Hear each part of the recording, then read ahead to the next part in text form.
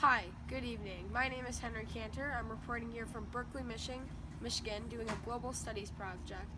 Care to introduce yourself? What's your name? Michelle Cantor, Where are you from? Huntington Woods, Michigan. And how old were you on September 11th, 2001? I was 35 years old. Okay, the purpose of this interview is to figure out your experiences through 9/11.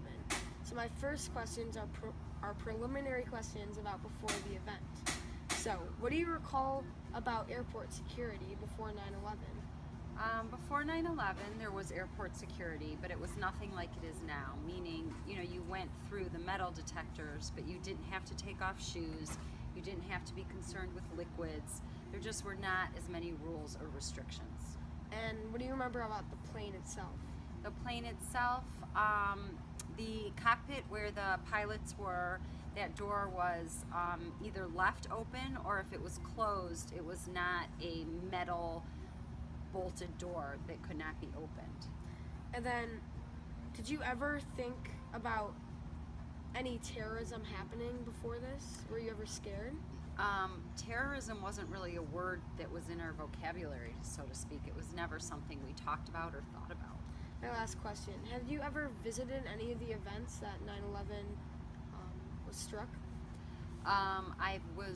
I've been to New York City before and after, and I've also been to Washington, D.C. before and after. So what do you remember about New York before versus after 9/11? Truthfully, I haven't been to the 9/11 site since it happened, so for me, kind of both visits weren't radically different. To me, it's just when you look at pictures of the skyline, it's vastly different. There's no longer the World Trade Centers.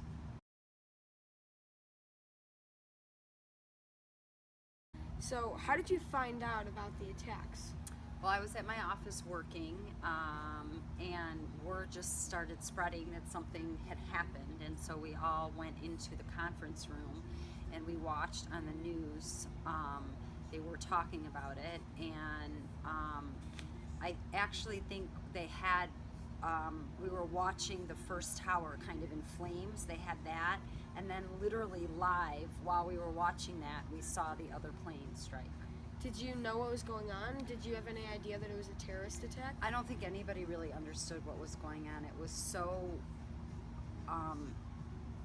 it just was so out of the realm of anything anybody could be imagined. Nobody knew how to even kind of process it. Were you afraid for your safety?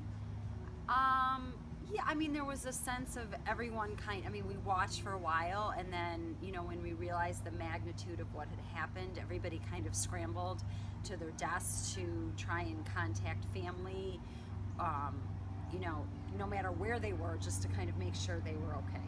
What was your first phone call? My first phone call was to my babysitter, to make sure that my daughter was okay. And then, were you personally connected to anyone in the towers? No, not personally. I did know a family friend's daughter, her husband was a victim, and then my company, I think there were about 10 people from my company who were victims.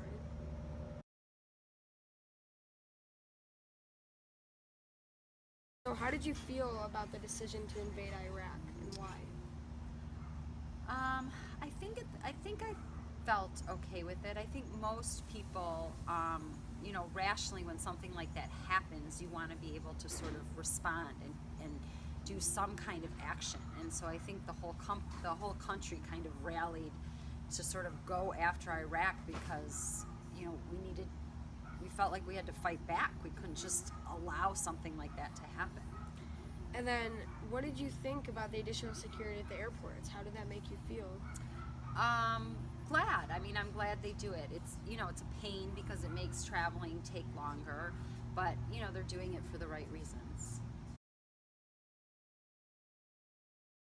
What specific things have you done to change your lifestyle because of 9/11?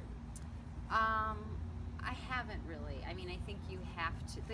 The attitude, I kind of have is you have to live your life.